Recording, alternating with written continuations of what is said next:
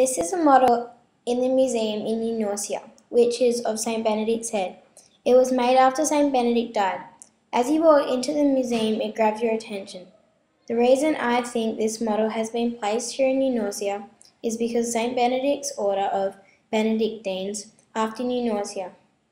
And now it's the first and only monastic town in Australia.